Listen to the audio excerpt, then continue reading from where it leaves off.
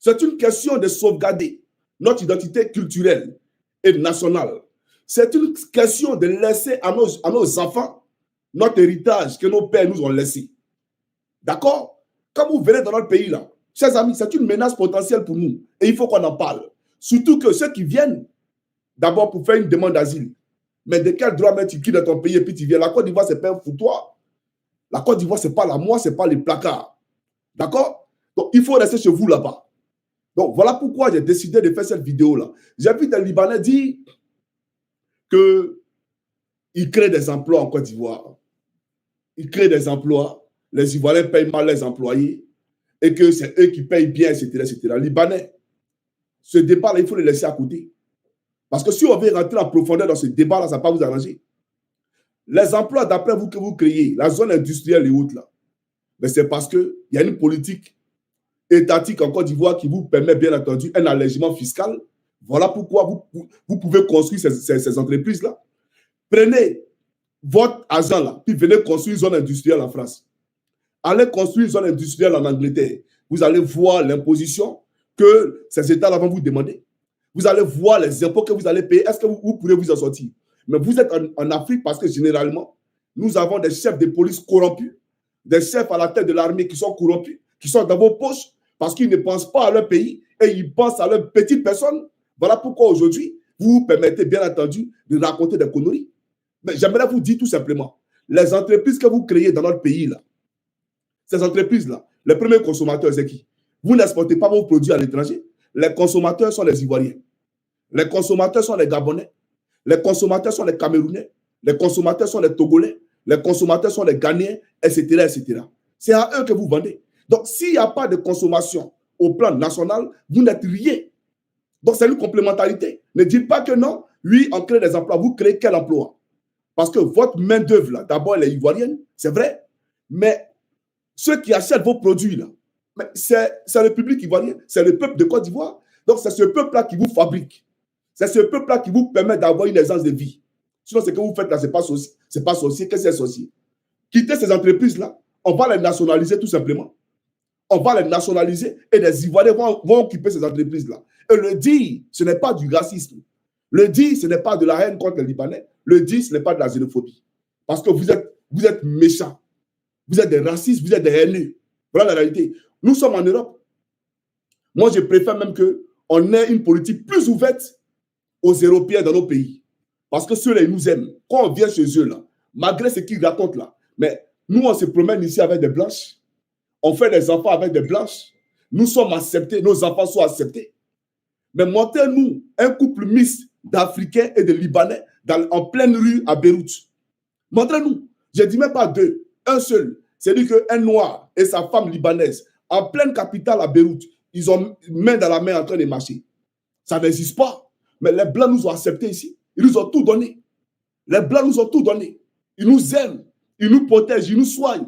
Et ils nous permettent, bien entendu, d'avoir un brassage culturel. Mais le brassage culturel entre vous et nous, là, il existe où? Venez qu'on en parle. Nous qui avons les passeports des Blancs ici, là, on ne peut pas nous compter. Mais vous, là, montrez-nous les Ivoiriens, ils sont combien? Qui ont passeport libanais ou qui ont passeport algérien, passeport marocain, etc. C'est un fait, vous êtes des racistes. Vous êtes des racistes. Moi, je ne sais même pas ce qui se passe dans la tête de nos dirigeants. Et puis, on donne nos passeports à ces gens-là. Je te donne mon passeport si tu donnes ton passeport à mes citoyens. Oui, oui, oui. Je te donnerai mon passeport si tu donnes ton passeport à mes citoyens. Mais tu ne me donnes pas ton passeport. Tu méprises mes citoyens, tu craches sur mes citoyens et on te donne nos passeports. Je ne suis pas d'accord. Tout simplement. Et puis, je vais vous dire une chose. C'est à cause d'Assane Hayek là, que je suis un peu modéré. C'est à cause de lui qui réfléchit. Sinon, on est plus bête, 10 000 fois plus bête que vous. Il y a un Libanais de merde qui fait vidéo, c'est pas comme il s'est fait appeler à Toto bien quoi là. Faut te calmer, petit. Tu vas pas tu parles, nous, si tu racontes tes conneries là. Faut te calmer. Il n'y a pas quelqu'un qui est ton camarade en Côte d'Ivoire. Tu as compris? On n'a pas besoin de vous aujourd'hui et puis demain. Vous n'êtes pas indispensable. Qu'est-ce qui est? En quoi vous êtes indispensable à notre vie? C'est la Côte d'Ivoire qui vous a fabriqué. L'argent que vous avez eu là, vous avez enlevé où? C'est la Côte d'Ivoire qui vous a tout donné. Quand tu quittais au Liban là, tu es venu avec entreprise sur ta tête. Quand vous êtes quitté au Liban là, vous êtes venu avec des sociétés sur votre tête. Mais c'est la Côte d'Ivoire qui vous a donné des terres pour pouvoir, bien entendu, construire ces sociétés-là. C'est la Côte d'Ivoire qui a permis à ce qu'il y ait un allègement fiscal pour que vous puissiez avoir des entreprises. Vous comprenez? Mais nos frères, ils sont payés à combien? D'aucuns même sont licenciés. C'est-à-dire qu'on ne respecte même pas les droits des travailleurs. Les droits des travailleurs respectés dans la zone industrielle, vous les respectez. Des gens qui sont licenciés abusivement, vous allez venir vous asseoir pour raconter des conneries. On s'en fout du Liban aujourd'hui et puis demain. Moi, Johnny Pacheco, j'emmène le Liban, je m'en fous du Liban aujourd'hui et je m'en fous du Liban demain. Vous comprenez? Vous voulez faire la guerre, mais allez aider Israël et allez faire la guerre contre Israël. Allez faire la guerre. Dieu mec a créé le monde.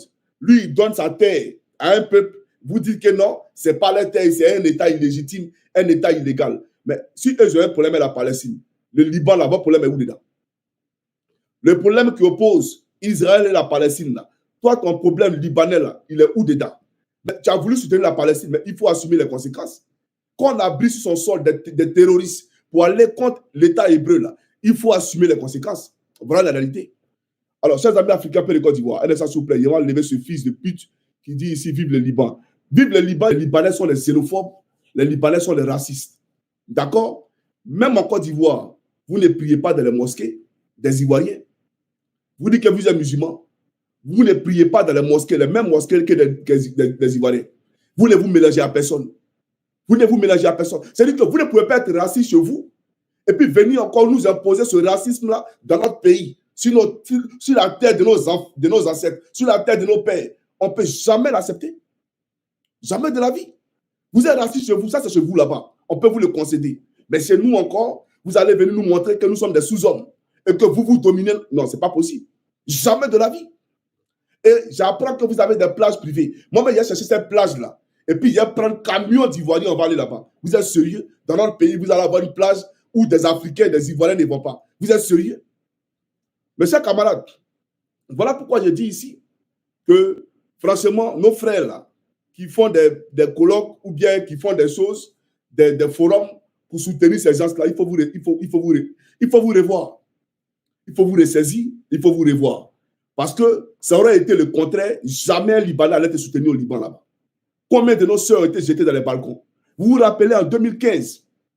Non, en 2014, pas en 2015. En 2014, je fus le premier activiste à faire une vidéo. Pour ceux qui me suivent au jour le jour, ils le savent très bien. J'ai fait une vidéo où j'avais porté un polo rayé, en tout cas blanc-noir, rayé. Vous vous rappelez très bien. Et j'ai présenté dans cette vidéo-là une Africaine qui avait été ligotée des deux bras. Et on brûlait son sexe au Liban avec un briquet de cigarettes là. On brûlait son sexe.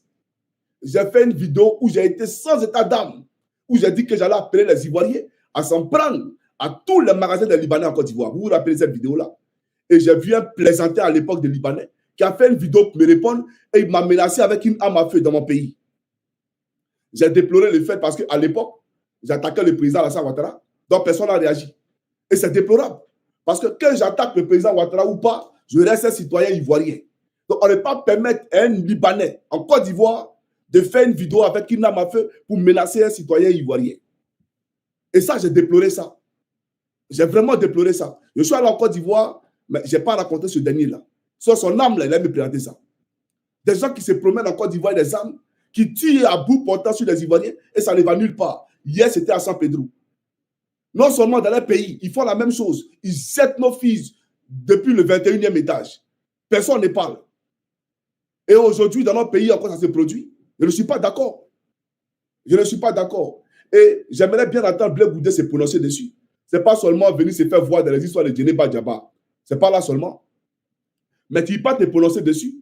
Puisque sous Gbagbo Laurent, je me rappelle très bien, un Libanais a tué sa servante ivoirienne et tous les Ivoiriens marchaient pour aller sur Biétri. Toi, Blé Goudé, tu as reçu la communauté libanaise et tu as demandé aux Ivoiriens de rentrer chez eux. Sans rendre compte de quoi que ce soit. Donc, c'est vous qui avez diminué le peuple ivoirien. C'est vous qui avez rabaissé ce peuple-là. Voilà la réalité. Donc, si aujourd'hui, ceux-là se permettent d'avoir un air hautain, nous parler avec mépris et dédain, c'est parce que les politiques le permettent. Et ça, il faut arrêter ça, les frères. Il faut arrêter ça. Donc, j'ai dit aux Libanais, vous êtes des racistes parce qu'en Côte d'Ivoire, vous avez un quartier à vous. Dans ce quartier-là, d'abord, chers amis, pourquoi l'État permet à ce que ces gens-là habitent dans un secteur à eux? C'est dangereux. Parce qu'on ne sait même pas ce qu'ils font là-bas. Aujourd'hui, les études ont démontré que le premier financier de l'Hezbollah, Hezbollah, se cède à